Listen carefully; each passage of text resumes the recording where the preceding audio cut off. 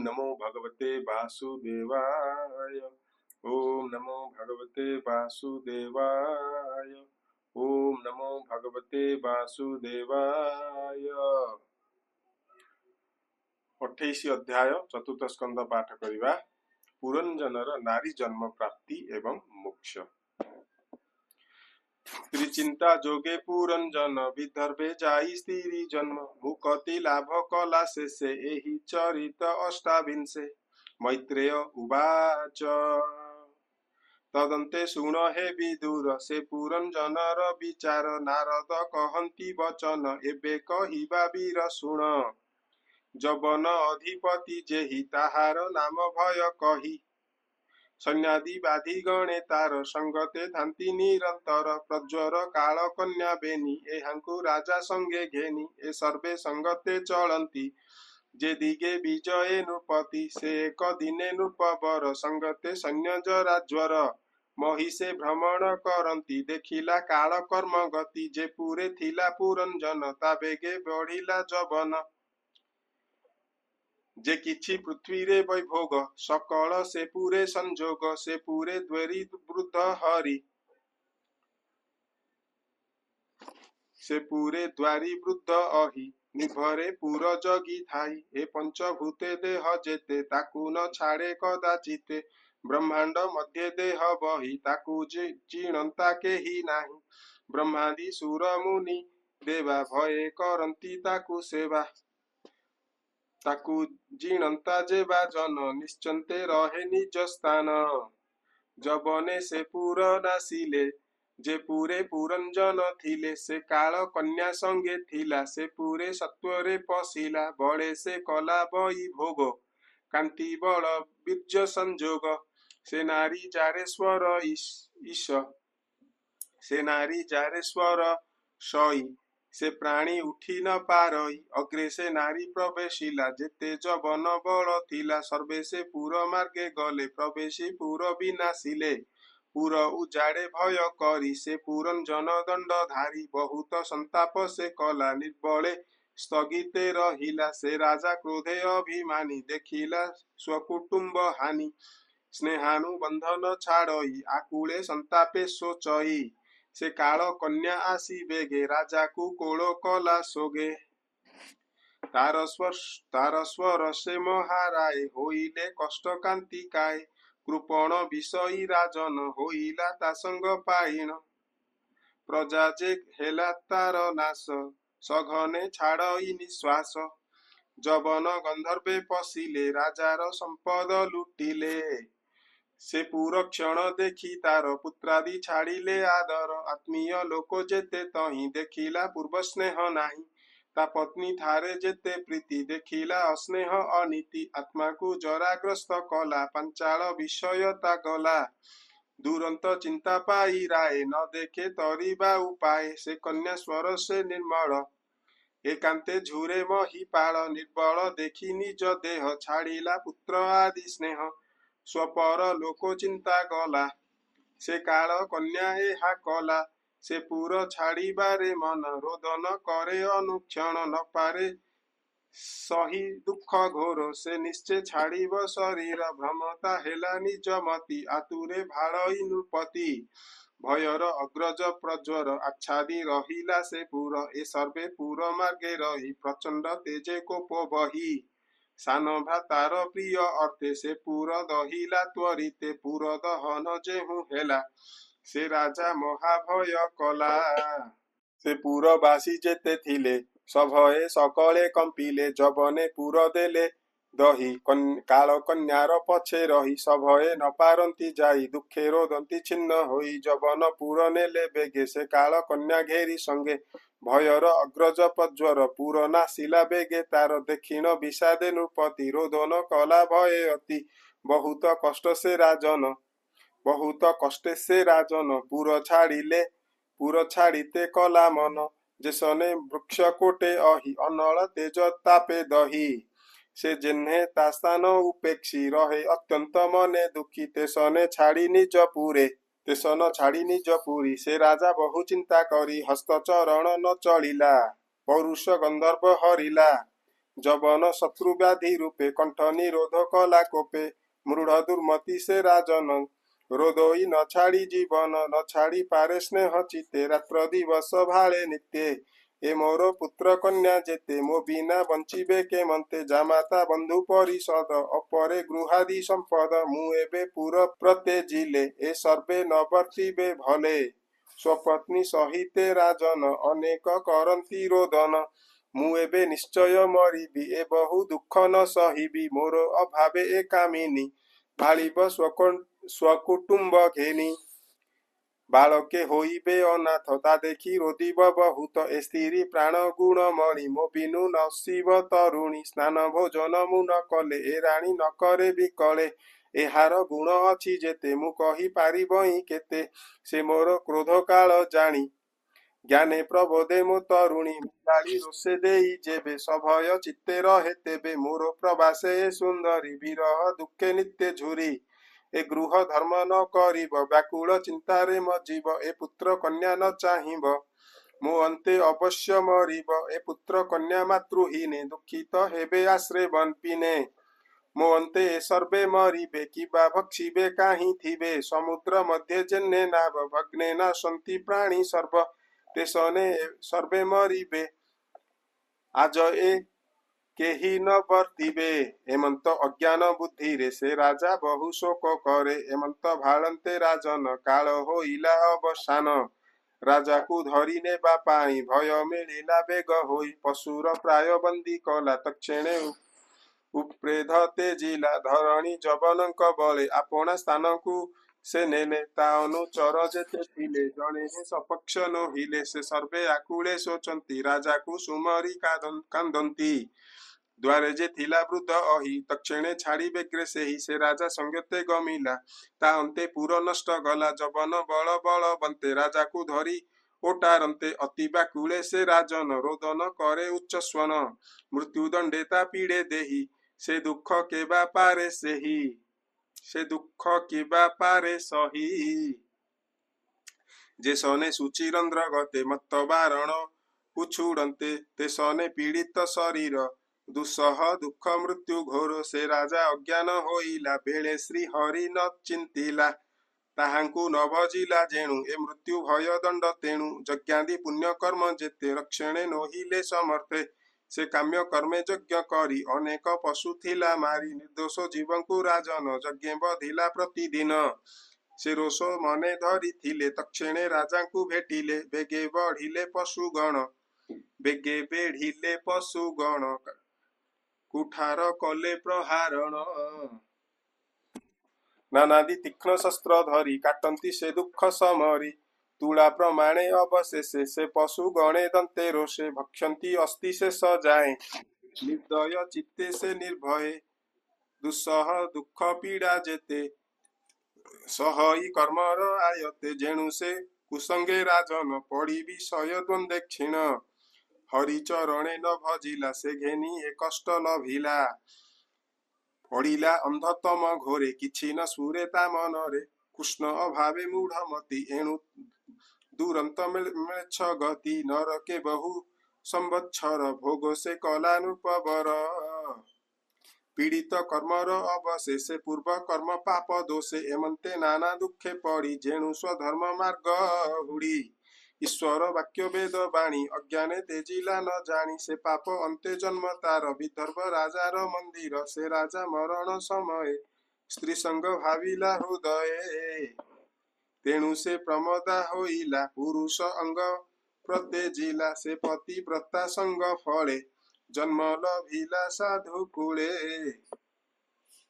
तेणु से साधु संगे पुणी ज्ञान भक्ति परिमाणी विदर्भ मंदिरे सुंदरी जन्म लभिला देह धरी मलय ध्वज नामे राजा से वैष्णव महातेजा कन्यार रूप गुण शुणी चित्ते कल्पिला नृपमणि से सैन्य सामंत साजिला विदर्भ देशे विजय कला से राजा संगते राजन युद्धे जिणिला राज्य धन बले हरिला तादुलणी विवाह कला नृपमणि मलय ध्वज नृपवर द्रविड़ देशे अधिकार से पत्नी गर्भगते तार कन्याए जन्मिला सुंदर श्री कृष्ण सेवा रुचि नाम ता नाम देला से राजन शपथ तनय अंतरे जन्मिले से नारी उदरे श्रवण कीर्तन जे आदि से सप्त नामे भक्ति सिद्धि एकु अनेक ताहांकर अद्भुत अद्भुत कुमार वंशर संख्याता न पाई असंख्य अप्रमित होई से मनंतर भोग कले आनंदे कृष्ण को भजिले मलय ध्वजर दुहिता से ज्ञानवती द्रुत व्रता अगस्ती तारे विवाह हेले ता गर्भे दृढ़च्युत हेले मलय ध्वज राजा ऋषि पुत्र को डकाइले बसी विवाह करी राज्य खंड पुत्र को देले छत्र दंड कृष्ण भजने नर साई रहिले कुड़ा चले जाई तार वैदर्भी तार वैदर्भी नामे जाया छाड़ीण गृह सुत माया से राजा पछे गोड़ाइला सुधांशु पछे शोभा गला से कुला चल गिरी बर सकल तीर्थंक मंदिर तीर्थंक नाम एका एका ता ताम्र पर्णी बटोदका अपरे चंद्रवसा नाम आदि पुण्य तीर्थ धाम कृष्ण भक्ति सुसाधने तप आचरी शुद्ध मने से पुण्य तीर्थ जड़े नीति स्नानादि कर्म जे करती दुरंत बाह्य अंत मूल से जड़े होइला निर्मल तप साधने अतिरेक भक्षिण फल मूल शाक पुष्पको मूल पत्र जल तृणादि सज्जारे निश्चल कठोर तप आचरिले शरीर तपे सुखाइले शीत उष्णादि त्रय ताप क्षुधा पिपासा तेजी भूप दुख सुखादि समतारे शोको हरस एक करे ए सर्व जिनिसे राजन निर्मल प्रकाशिला मन मित्र अईरी समतार लाभ अलाभ एकाकार ए रूपे घोर ताप कले ब्रह्मारे आत्मा निरोपिले मन पवन बस करी दुर्जय इंद्रिय निबारी दृढ़ आसने नृपवर स्थाणु समाने होई स्थिर सतेवर सदेव माने निश्चले बसी जोग ध्याने श्री वासुदेवे करी रति देह विषय न जानती आत्मा को आत्मारे देखिले आनंद सागरे बुड़िले से आत्मा व्यापित सकल न घेने विषय जंजाल निश्चय जानिले मिथ्यामय ए सर्व स्वप्नावस्था प्राय जेसने स्वप्नेण देखई आपना शिर छेद होई प्रत्यक्ष मणे ताहा सत्य अज्ञान भ्रमे मोहि चित्त तहि आत्मार लिप्ति नाही ए रूपे आत्मा सर्वदेही जे हरि गुरु भगवान कहीण थिले दिव्य ज्ञान से ज्ञान दीक्षा दीप पाई देखिले आत्मा सर्वदेही ब्रह्म को आत्मारे देखिले आत्मा को ब्रह्मे निरोपिले जे किछि भेद बुद्धि थिला से सर्व अज्ञान खंडिला ए रूपे छाड़ी कले बर से जोगो बले जोगेश्वर निश्चल जोगासने राय दिशंती ध्याने थिला प्राय विदर्भ सुता पतिव्रता छाड़ी विषय भोगो चिंता खंडी अंबर परिधान बेणी प्रबंध के समान पति समीपे बसी थाई देखन्ते अति शोभा पाई जेसने अग्निशिखाहीन से रूपे दिशंती राजन राजा होइले मृत्युगत रानी की नोहिला विदित सुशिस्त आसने नृपति से बारे रानी न जानती स्वामी चरणे हस्त देले उष्मता भाव न जानिले देखिले प्राण नाही देहे रानी अज्ञान शोको मोहे कुरंगी जुथ संगहीने एकाकी भालई जेसने तेसने रानी छन्न होई दुखे से रोदन करई निकटे ज्ञाति बंधु जन न देखी अति भये छन्न रोदई विचित्र बिलापे से घोरो बने मनस्तापे उठ हे नृपति केसरी ए घोरो निद्रा परिहरि क्षत्रिय धर्म एनु हई शत्रु हसिबे निंदा बही ए जे दुर्जय शोको मोर भोनाथ बेगे दूर कर उदधि मेखला ए मही दुष्टे नासिबे कोप बही प्रजाए होइबे निरेख आश्रय न पाई विमुख राजत्व धर्म ए तुम्भर आरत जन दुख मोर एमंते अति मनस्तापे रोदई उच्चे से बिलापे ए मूढ़ दारुण जीवन न जाई रहिछि अज्ञान ता अश्रु उदक निर्झरे नयनु पड़ई भूमि रे हिमाद्री शिखे चंद्र जेने ता मुख पंकज ते सने कुच्च अंबर धौत करी जेने स्रवित सुर बारी ए रूपे चिंतास्नव घोरे से रानी बुड़िला निर्भरे एमंते पति पादे पड़ी रोदई शिरे कर ताड़ी ସେ ରାଣୀ କରନ୍ତେ ରୋଦନ ଦିନ ହୋଇଲା ଅବସାନ ଏ ବନ ଘୋରେ ସଙ୍ଗ ନାହିଁ ରୋଦନ କାଳ ଏ ନୁହଇଁ ଏମନ୍ତେ ସଧୀରେ ତରୁଣୀ ଶୁଷ୍କ ଇନ୍ଧନ ତନୁ ଆଣି शुष्क इंधन बनु आणी चिंता संजोगी बेगवंते से बने निर्जने एकांते स्वामी की तही निवेशिला विधाने मुखाग्नि से देला अनुगमने जीवा पाई बसिला स्वामी पद ध्यायी अनल करी प्रदक्षिण से तही पड़न्ते डेईन तक्षणे विप्रेक मिलिले से तार पूर्वे सखा थिले से तार हस्ते बेग धरी कहे प्रबोधि शांत करी ब्राह्मण उवाच सुण सुंदरी मनोहारी के तुम्भे अटका नारी एके शयने तोर कति कापाई विपुल जुवती सुमरी कांदुजार पाई से तोर दुख न घेनई तुझे विपुल अविचारे ए तोर स्नेह छाड़ी दूरे गमिला निज कर्म बसे तो उपेक्षी बन देशे तू ताहा न बुझु सुंदरी व्यर्थे मरु शोक करी जे पति होई थिला तोर से जीव आत्मा अंश मोर जेणु तू आत्मा न चिन्हिलु एणु अज्ञाने निमज्जिलु मु पूर्व सखाटी तोहर तू जीव आत्मा अटु मोर आपणा सखा न चिन्हिलु तो आत्मा आपे न बुझिलु तू मते छाड़ी एका करी अइलु मृत्यु भये पुरी ए भूमि बई भोग कलु एणु मो संग तू तेजिलु तू आम्भे एक बेनी अंश ए मान सरोवरे बास ए बेनी अंश हंस होई से गृह छाड़ी न जाई सहस्रे जुग परिजन्ते मानसे रहिलु एकांते तू मते छाड़ीन सेठारे अइलु एमहि भोगरे प्रवेशी एमर्त्य मंडल एथि देखिलु दिव्य स्थल से पूरे एक नारी थिला से जे तोरो मन बंदी कला ताबसे नोहे तो आयत मिथ्याभिलाषे प्रेम चित से नाग्रे पंच उपवन जे नव द्वारे शुभवन तही जे एक द्वार पाल से त्रय कुष्ठरे विशाल अपरे अछि कूल सट बसई भले पंच हाट पंच जे प्रकारे प्रकृति एकई नारी रूपवती ए पंच इंद्रियक विषय आराम तही रे निश्चय एकई प्राण तही द्वारी से नव द्वार रक्षाकारी पृथ्वी आप तेजमान एकासे ताहार सदन ज्ञान इंद्रिय पांच मन तही रे सटकूल जान ए क्रिया शक्ति तही हाट पंच विषय तही बाट प्रकृति पंचविंश गुण ए रूपे से हाट भियाण ए पाप पुण्य कर्म दुई क्रय विक्रय तही होई जे हाटेश्वरी बुद्धि थिला से तोरो मन बंदी कला तू भोग कलु ताकू तही मते तू संपादिलु नाही एकांते नारी संग कलु ए पाप दशा तू लभिलु नोहु तू विदर्भ दुहित ए वीर नोहे तोरो कांत नोहु तू पुरंजनी पति जा लागी तोरो ए दुर्गति मु करी अछि ए हु माया पुरुष प्रकृति रे काया छाड़ ए माया मोह मति आम्भे बेनी हंस संगति ए तुम्भ आम्भ नोहे भिन्न ए बेनी एक करी चिन्ह जे बा पंडित ज्ञान मति ए बेनी भेद न करंती अज्ञाने ज्ञान धर्म भेद अविद्या विद्यार ए खेद जिन्हे मुकुरे देखे देही एकई अंग दिसे दुई मुकुर नथिले न दिसे एमंत भेद विशेषे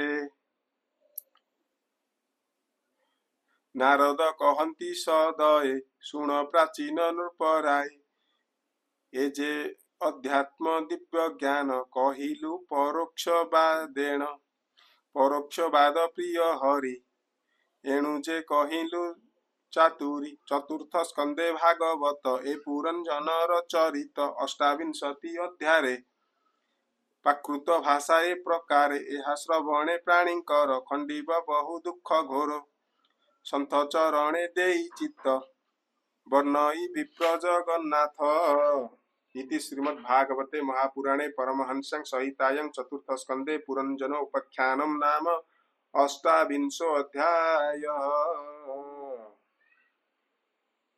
ग्रंथराज श्रीमद्भागवतम की जय।